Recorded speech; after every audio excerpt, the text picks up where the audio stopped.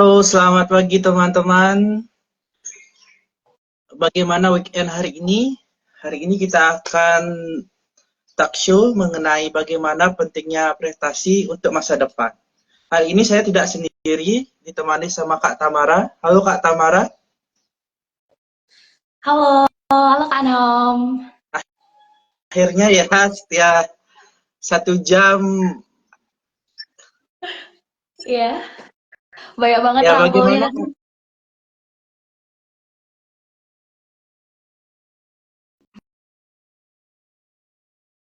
Halo,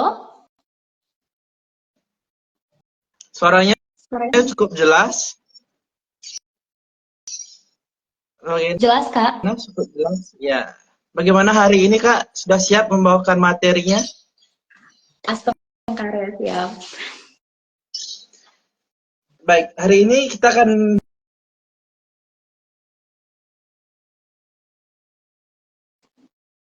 menarik ya untuk Bener banget, bener banget. Apalagi kalau ditonton sama Gen Z gitu ya.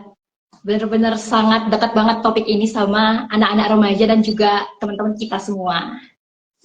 ya, sebelumnya kita sapa teman-teman dulu ya yang sudah menonton.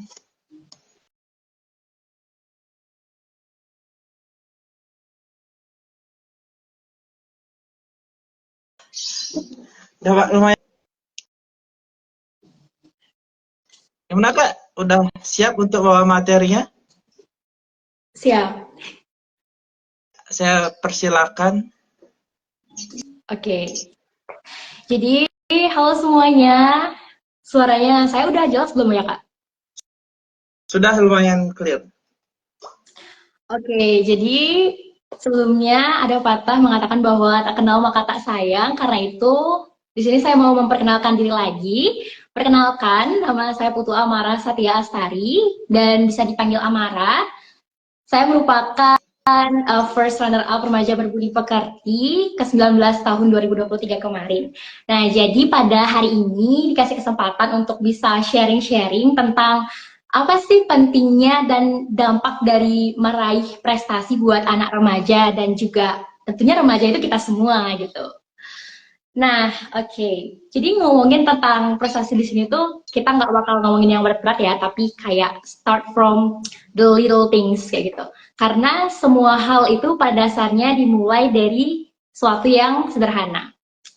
Nah, kalau menurut Amara sendiri, kalau kita ngomongin prestasi itu enggak cuma membicarakan tentang oh kita harus jadi juara atau enggak cuma membicarakan tentang menang dan kalah. Tapi dalam hal meraih prestasi itu banyak banget hal-hal yang bisa melatih diri kita. Nah, jadi semua orang itu pada dasarnya punya kesempatan yang sama untuk bisa meraih sesuatu. Tapi enggak semua orang itu mau memanfaatkan kesempatan yang mereka punya. Nah, jadi ngomongin tentang pentingnya kesempatan itu, dari dalam diri sendiri tuh kita kalau lomba pastinya nggak asing dengan kata kompetisi. Nah, kompetisi ini bakal bisa membentuk mental kita sebagai seorang. Karena dari pengalaman-pengalaman yang udah saya lewati sebagai proses untuk bisa menjadi seorang juara, ketakutan terbesar itu bukanlah sebenarnya orang-orang yang jadi saingan kita, tapi ketakutan terbesar kita itu adalah kita takut kalau kita gagal, kayak gitu. Nah, jadi sebenarnya gagal itu bukanlah kegagalan yang menjadi titik bahwa apakah suaranya masih masuk? Halo?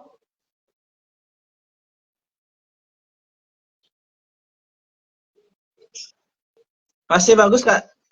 Masih bagus. Baik. Jadi tadi nyambung lagi sama topik di awal tadi, bahwa kegagalan itu bukanlah semata-mata hal-hal di mana kita itu gagal untuk mencapai proses kita. Tapi kegagalan itu adalah suatu bentuk proses di mana kita bisa menempa diri untuk bisa jauh lebih baik lagi.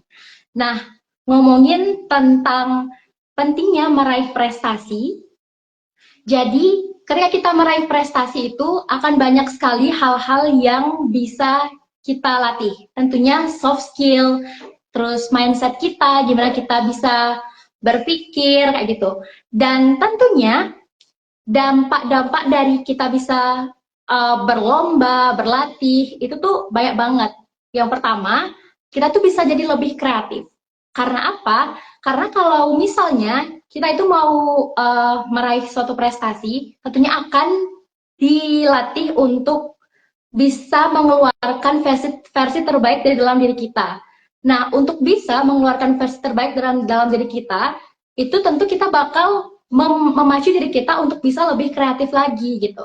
Gimana sih biar kita itu bisa jadi yang lebih daripada orang lain? Gimana sih caranya kita bisa untuk menemukan ciri khas dari dalam diri kita sehingga ketika orang-orang atau terutama kalau misalnya kita berlomba ada dewan juri yang menilai, dewan juri itu bakal bisa melihat, oh ini loh karakteristik yang dimiliki oleh peserta ini yang belum tentu itu tuh ada di orang lain kayak gitu. Nah, dengan perjalanan waktu itu kita bakal sadar, oh ternyata ini loh yang jadi skill kita, oh ternyata ini loh yang hal yang benar-benar kita sukai. Nah, itu juga yang jadi poin penting dengan pentingnya kita itu untuk memanfaatkan masa muda kita untuk mencoba banyak hal. Nggak cuma satu dua hal, tapi sebanyak mungkin yang kita bisa. Karena dengan bisa mencoba banyak hal itu, kita bakal semakin tahu, oh kita dapat pengalaman ini loh, oh kita dapat pengalaman itu loh gitu. Sekalipun memang belum mendapatkan predikat sebagai seorang juara, tapi kita sudah menjadi juara untuk mengalahkan diri kita sendiri. Nah, kemudian tentunya hal yang kedua yang sangat berdampak banget di dalam hidup kita kalau misalnya kita itu berusaha untuk meraih prestasi adalah menambah relasi. Karena apa? Karena tanpa kita sadari, dalam proses kita mencari prestasi, kita akan bertemu dengan orang-orang lain yang hebat di luar sana. Nah, tentunya mereka yang sudah berani untuk berkompetisi, mereka sudah bisa juara untuk mengalahkan ketakutan dalam diri mereka sendiri. Dan tentunya itu adalah sesuatu yang hebat banget, karena nggak semua orang bisa ngelakuin itu gitu. Nah, dengan bertambahnya relasi, tentu seiring dengan berkembangnya kehidupan kita, bertambahnya usia, kita bakal bisa berpikir untuk mengeksplor diri kita lebih jauh lagi gitu. Karena lewat bisa bertemu dengan orang lain, kita tentu bakal semakin menambah pengalaman kita, kemudian bisa mengetahui, oh kalau mereka itu belajarnya gimana sih, oh kalau mereka itu pembinaannya gimana sih, apa sih yang ngebuat mereka itu bisa jadi sebagus itu, prosesnya gimana sih. Nah, itu juga yang bakal bisa membantu kita untuk improve apa yang jadi kemampuan kita gitu. Nah, kemudian yang ketiga, dengan ikut berbagai macam kegiatan, terutama dalam hal perlombaan, kita itu bakal semakin sadar bahwa seiring dengan berjalannya waktu kita belajar, kita itu tidak hanya menjadi hebat atau tidak hanya merasa hebat, tetapi semakin banyak proses yang udah kita lalui, kita itu akan makin sadar kalau makin banyak hal juga yang ternyata masih jadi kurangnya kita. Nah, kalau misalnya kita udah tahu apa-apa aja sih hal-hal yang jadi kurangnya kita, otomatis diri sendiri itu bakal terpacu untuk mengevaluasinya gitu. Oh, kurangnya ini. Jadi kalau misalnya next mau ikut lomba lagi, berarti hal ini loh yang harus diubah atau hal ini loh yang harus diperbaiki agar jadi lebih baik lagi. Nah, dan itu semua didapetin kalau misalnya kita sebagai generasi muda itu mampu untuk terus berusaha dan punya rasa ingin mencoba banyak hal. Dan yang paling terpenting di dalam mengikuti perlombaan itu ketika kita berkesempatan untuk menjadi seorang juara, chance kita untuk bisa mempergunakan piagam atau sertifikat itu untuk kedepannya itu akan semakin besar, apalagi di saat ini tuh banyak banget kayak sekolah-sekolah, mulai dari nyari SMP, nyari SMA, bahkan sampai mencari perguruan tinggi, itu banyak banget jalur-jalur yang membuka jalur prestasi. Nah, dengan mengikuti banyak prestasi, dengan mengikuti banyak lomba itu, kita tuh bakal bisa berkesempatan untuk punya chance berprestasi yang bisa kita gunakan untuk dapat free pass yang belum tentu semua orang itu bisa mampu untuk dapetin hal itu, gitu.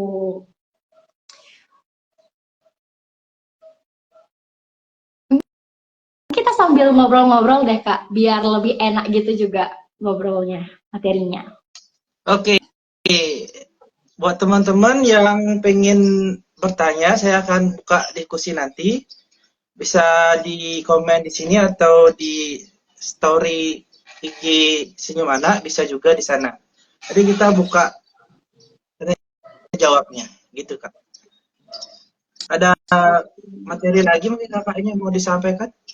Oh iya, ada juga sih Kak, kayak tambahan juga bahwa kita itu penting banget untuk bisa memanfaatkan waktu yang kita punya. Karena sebagai generasi muda, kayak waktu yang kita punya itu cuma satu kali aja kita jadi anak muda gitu.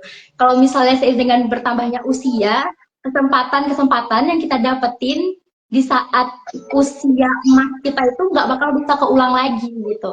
Jadi penting banget untuk bisa mencoba banyak hal dari diri kita sendiri untuk diri kita, dan tentunya itu juga untuk mengembangkan semua potensi yang kita punya gitu. Jadi sangat penting banget untuk mengeksplor semua hal. Dan mungkin satu hal yang bisa saya bagiin buat teman-teman, bahwa saya punya satu buah moto hidup yang dimana saya pakai dalam setiap pekerjaan yang saya lakuin, nggak cuma dalam hal-hal perlombaan, nggak cuma tentang kompetisi, tapi tentang setiap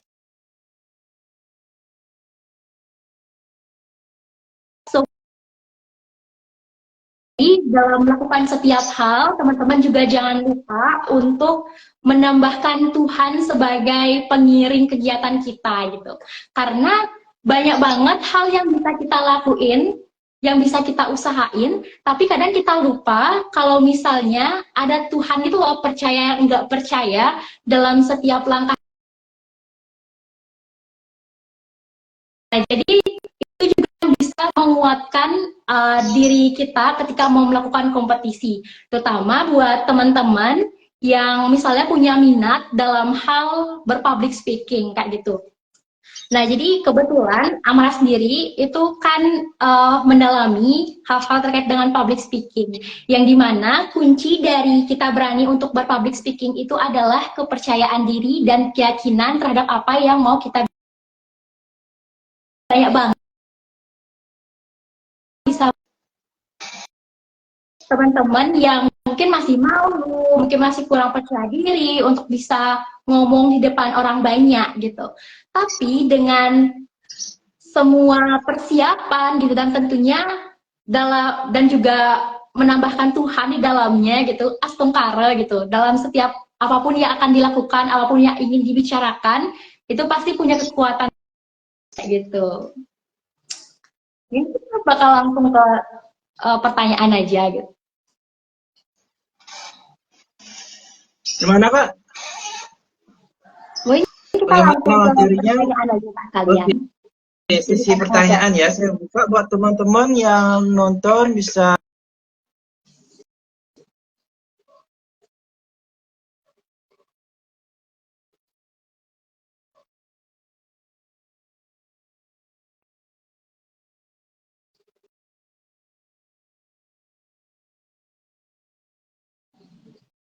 Bagaimana cara kakak untuk membangun dari kegagalan yang terjadi?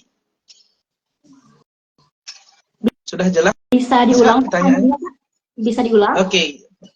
Pertama dari kakak Cokorda, bagaimana cara kakak untuk membangun dari kegagalan yang terjadi? Oke. Baik. Terima kasih sebelumnya untuk Kakak Cokorda atas pertanyaannya. Gimana sih caranya untuk membangun lagi dari sebuah kegagalan gitu? Nah, Ya, jadi yang pertama yang harus kita tahu atau kita jadiin benang merahnya bahwa kegagalan itu bukanlah akhir dari segalanya, tapi kegagalan itu adalah untuk bisa mencari jalan lain yang bisa aja yang kemarin itu bukanlah hal yang terbaik buat kita. Nah, jadi yang pertama tentunya adalah membangun motivasi dulu buat diri sendiri.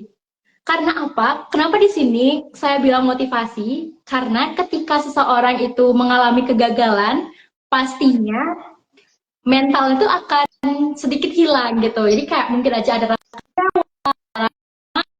mungkin menangis karena kenapa sih tidak sesuai dengan ekspektasi yang udah kita lakukan. Kayak rasanya tuh udah berusaha gitu, tapi kok masih belum dapat ya gitu. Nah, jadi yang pertama-tama itu membangun motivasi atau membuat pikiran yang positif dulu, bahwa kegagalan itu bukanlah akhir dari segalanya, tapi kegagalan itu adalah di mana kita disuruh untuk berproses lagi untuk mencari jalan lain yang.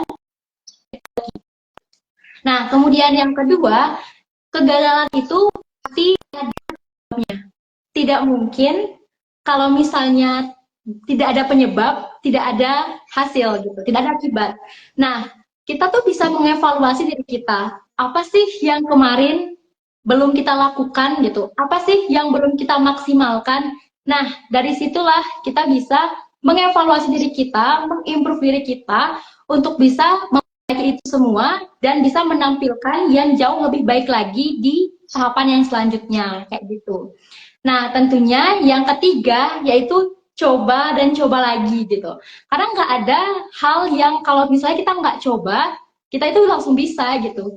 Nah, jadi pokoknya pantang menyerah untuk coba lagi, kayak explore lagi apa sih hal-hal yang kita punya lagi untuk bisa menutupi kekurangan kita gitu. Karena bakal ada momentum di mana kita itu akan sulit untuk menutup apa yang jadi kekurangan kita dan untuk bisa memperbaiki itu semua gitu. Jadi hal yang bisa kita lakukan adalah kita mencari apa sih hal yang jadi kelebihan kita gitu, yang bakal bisa nutup semua hal-hal kekurangan kita itu, sehingga kita bisa menampilkan yang jauh lebih baik lagi. Dan tentunya astungkara, jika semua itu udah dilakukan semaksimal dan sebaik mungkin, kita bakal mendapatkan sesuatu yang sesuai dengan ekspektasi kita dan tentunya keberhasilan. Itu sih Kak. oke. Terima kasih Kak. Ini ada pertanyaan lagi dari Aget Wiratama.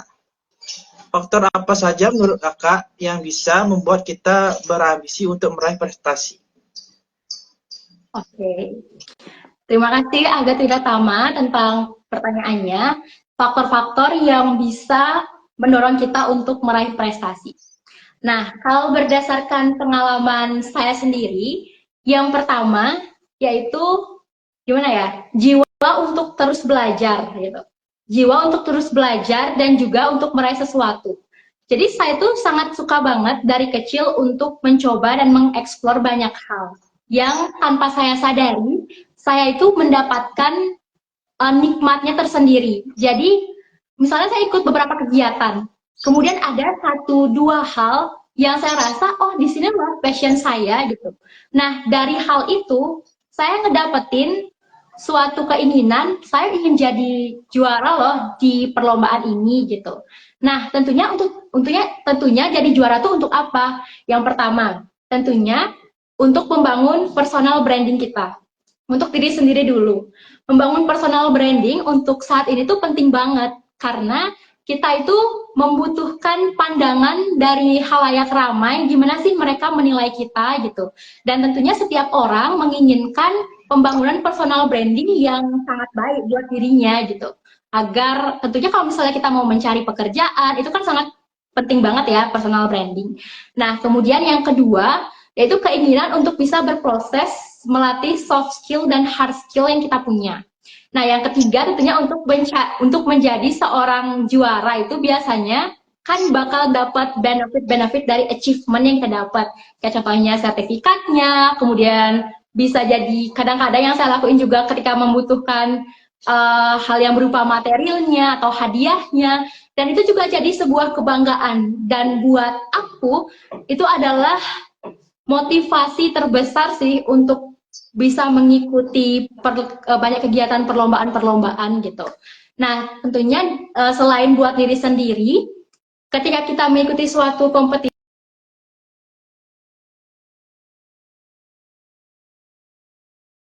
nama saat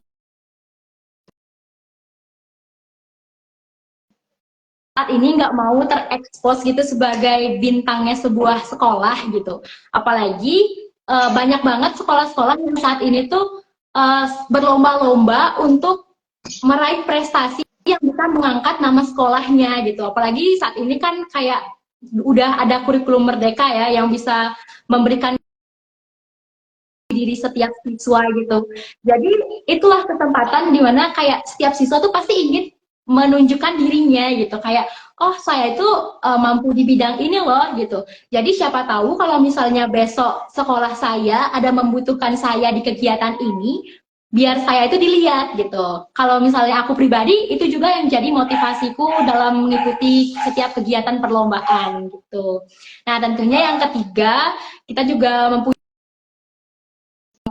bisa kita buat bangga gitu. Nah, dan menurut kita untuk bisa memberikan kesenangan buat orang tua itu adalah dengan bisa menampilkan yang terbaik dari dalam diri kita. Itu sih beberapa motivasi yang biasa aku jadiin sebagai pacuan mengikuti banyak kegiatan dan perlombaan gitu. Wah, motivasinya sangat membuat semangat ya Kak ya. Oke, sekarang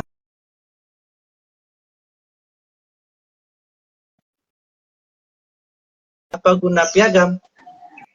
Oke. Nah, terima kasih Kak atas pertanyaannya. Nah, yang pertama, kita itu jangan hanya melihat bahwa juara itu dinilai dari selembar kertas.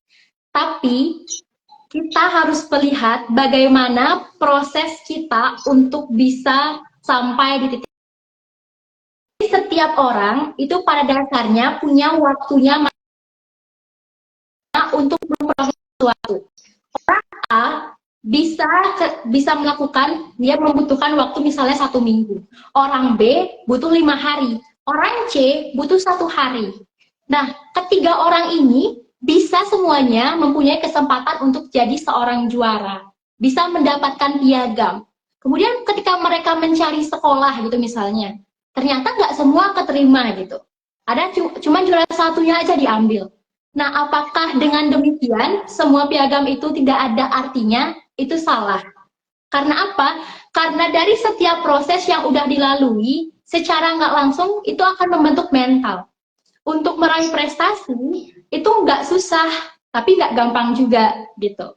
Nah, kalau misalnya penghargaan yang kita dapatkan pun itu belum bisa digunakan saat ini, ada satu hal yang harus kita percaya bahwa setiap proses yang kita lalui itu akan membentuk mental kita untuk jadi lebih baik lagi. Itu juga mengacu sama pertanyaannya Kakak Cokorda yang pertama tadi. Menempa diri dalam kegagalan itu gimana sih jadinya gitu. Nah, dengan kegagalan itu justru kita bakal bisa lebih berproses, bisa lebih baik lagi, bisa kemudian mengeksplor banyak hal lagi, dan tentunya semua itu bakal tertanam di dalam diri kita. Bagaimana sih cara kita untuk mengembangkan mindset kita jadi orang yang bisa menyelesaikan masalah atau problem solving kayak gitu. Jadi kayak semua kegiatan perlombaan tidak cuma dilihat keberhasilannya tidak hanya dilihat dari selembar kertas piagam yang akan digunakan untuk mencari sesuatu, tapi bagaimana prosesnya untuk menempa diri dan mendapatkan hal-hal yang secara tidak langsung membangun diri kita.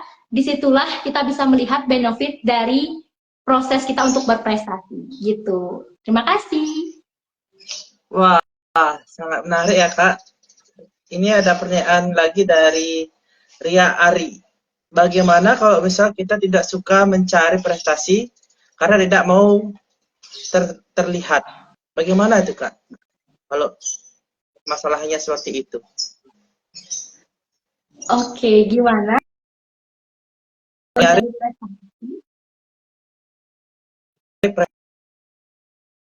lihat. Karena tidak mau terlihat gitu ya.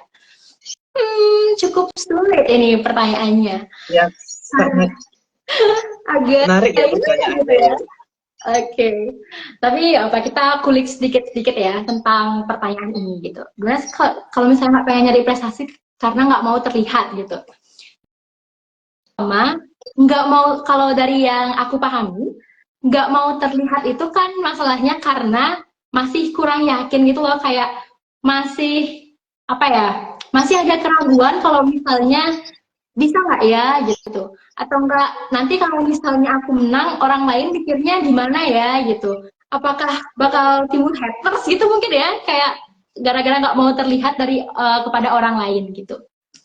Nah, kalau misalnya menurut saya sendiri dalam proses, kalau misalnya kita mau meningkatkan value buat diri kita, itu yang pertama itu menerapkan sistem nggak semua hal yang orang lain pikirkan itu perlu kita pikirkan. Karena apa? Karena kalau misalnya kita memikirkan juga apa yang orang lain pikirkan mengenai penilaian terhadap diri kita, itu bakal cuma menambah overthinking aja gitu.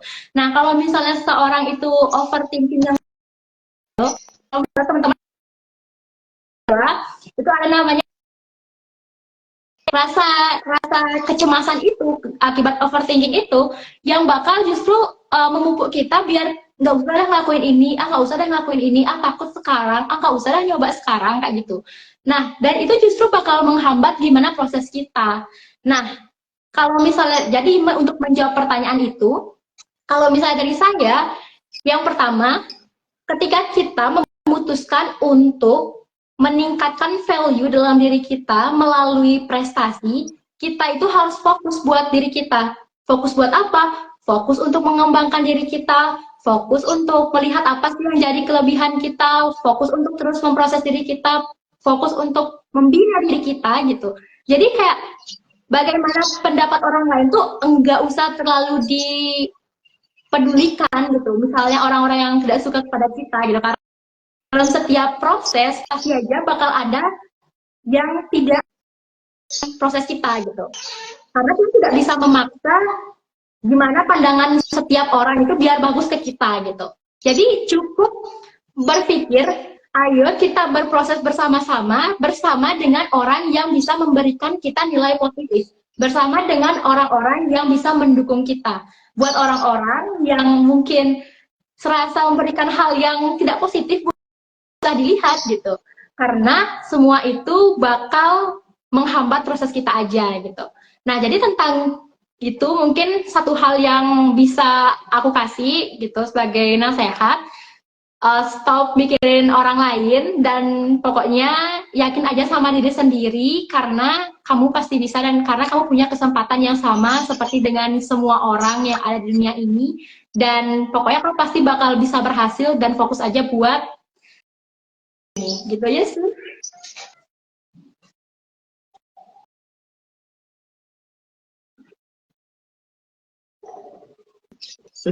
Oke, pertanyaan terakhir dari Aget Wiratama, apa pandangan kakak tentang new startup dimensi pelajar? Oke, new startup dimensi pelajar. Oh ya, jadi buat teman-teman nonton live ini, aku mau sedikit memperkenalkan gitu.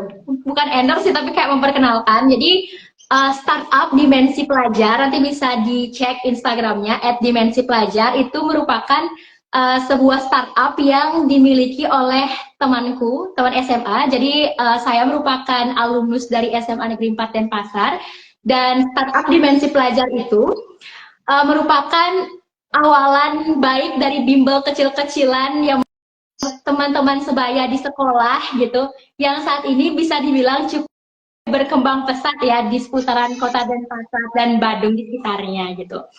Nah, jadi pandangan saya terkait dengan startup Dimensi Pelajar ini adalah bahwa Dimensi Pelajar itu merupakan salah satu contoh generasi muda yang udah bisa memanfaatkan potensi yang mereka punyai untuk bisa belajar menghasilkan sesuatu gitu. Dan kalau tidak dilihat secara material, tidak cuma bisa menghasilkan sesuatu berupa uang, tetapi dengan adanya startup dimensi pelajar ini, akan banyak banget orang-orang di luar sana yang bisa terbantu dalam proses belajar. Nah, jadi sedikit perkenalan bahwa dimensi pelajar ini tuh masih anak-anak yang berusia 18-19 tahun, yang baru juga lulus SMA, yang belajar untuk mengajar teman-teman sebaya gitu, mulai dari teman-teman SD, teman-teman SMP, bahkan teman-teman SMA yang mungkin mempunyai kesulitan untuk dalam proses belajar gitu. Nah, jadi dengan adanya dimensi pelajar ini akan membantu teman-teman yang sekiranya selama ini berpikir kalau belajar di tempat les itu agak susah dan membutuhkan tutor sebaya gitu ya. Jadi ini juga buat pesan buat generasi Z dalam proses belajar itu sangat penting untuk mengetahui gimana teman-teman yang mempunyai cara belajar tutor sebaya itu bisa banget kepoin si dimensi pelajar. Jadi kembali lagi ke topik yang tadi, bahwa dimensi pelajar ini merupakan salah satu contoh yang bisa menginspirasi generasi muda di luar sana untuk memanfaatkan kreativitas dan potensi yang kita miliki untuk bisa menghasilkan sesuatu, dan tentunya itu merupakan salah satu cara atau bentuk prestasi yang nilainya tidak hanya serta-merta dinilai berdasarkan sebuah piagam atau sebuah kertas gitu. Tetapi bagaimana cara seseorang bisa berprestasi dengan membantu teman-teman lain ikut berprestasi juga gitu sih. Jadi semangat terus buat dimensi pelajar, semoga semakin jaya dan semakin berkembang terus, bisa menginspirasi banyak anak-anak muda di luar sana. Terima kasih. Oke, terima kasih Kak untuk jawabannya. Nah, untuk teman-teman, apakah ada sesi pada asik dengerin ya kayak semuanya ya? Ramai banget ya. Terima kasih 5.000 teman-teman yang sudah penonton ya. menonton. Oke, sebelumnya kita ucapkan terima kasih kepada teman-teman yang sudah ngirim pertanyaannya dan menonton diskusi hari ini. Kita foto dulu Kak ya, buat dokumentasi. Oke. Oke. Kayaknya sebentar. Oke, 1, 2, 3. Sudah. Terima kasih Kak Tamara atas waktunya, kesempatannya berbincang hari ini. Terima kasih juga Kak Anum sudah mengiringi kegiatan pagi ini meskipun banyak banget permasalahannya, dan juga teman-teman terima kasih juga sudah menonton, setia memberikan pertanyaan. Terima kasih teman-teman. Ya, saya tutup ya. Sampai jumpa di lain kesempatan. Oke, terima kasih Kak Tamara. Terima kasih juga.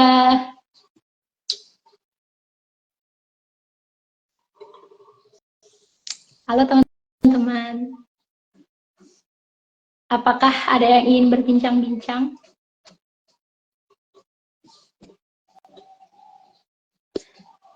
Oke.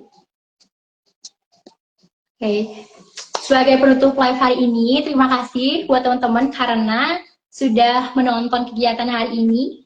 Semoga next time kita bisa berbincang-bincang lagi, berdiskusi lagi. Bye-bye. Terima kasih semuanya. Jangan lupa follow IG Senyum Anak Official dan support terus Senyum Anak untuk bisa mendatangkan banyak hal-hal baru yang tentunya bisa menambah insight kita ke depannya. Bye-bye. Terima kasih semuanya.